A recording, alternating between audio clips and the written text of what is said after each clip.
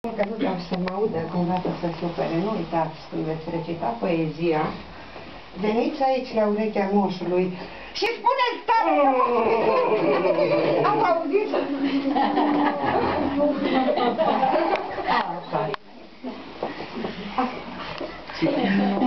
Moș Crăciun cu petele albe a sosit de plină și